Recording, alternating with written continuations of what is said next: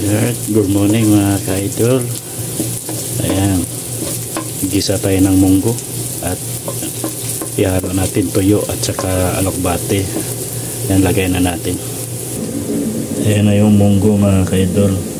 Ayan, saka ito yung tuyo, saka yung alokbate. Ayan, lagay na natin.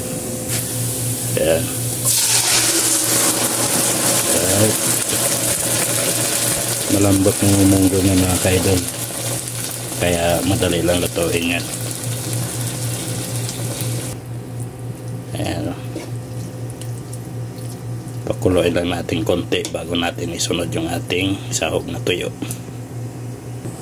Ayan mga ka-idol, kulo na, lagyan na natin tuyo. Ito yung tuyo na to, kami lang gumawa.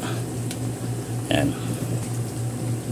Ayan, tapos mamaya pag medyo okay na yung tuyo, lagyan na natin mainit na tubig at tikman na natin yung timpla, tsaka natin ilagay yung ating alokbate.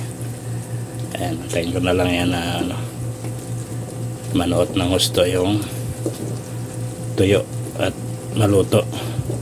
Kaya simpleng luto lang ito mga ka-idol.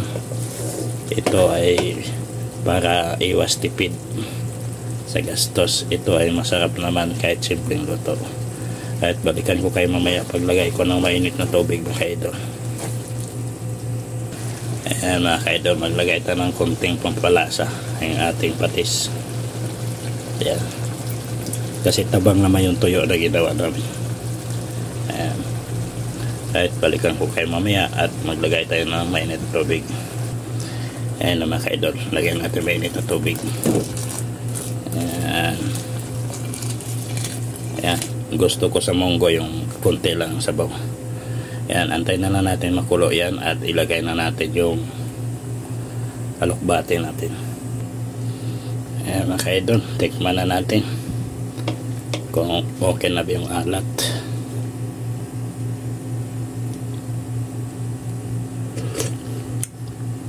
Alright, konting ano na lang, dagdag ng asin mga ka-idol. Okay na yan. Ayan, lagay natin yung asin, tapos mamaya lagay na natin yung alokbate. Ayan. Ayan, okay na mga ka-idol, lagay na natin yung ating alokbate. Wow, yan, lubog lang natin mamaya yan. Ayan, okay na ang timpla mga idol. Ang ating simpleng ulam, ginisang alokbate with tuyo at munggo. Ayan, okay na. Ganyan lang gusto ko mga ka-idol, hindi siya masabaw. Alright, hanggang dito na lang mga ka-idol. God bless you all. Ingat po tayo lagi. Bye bye.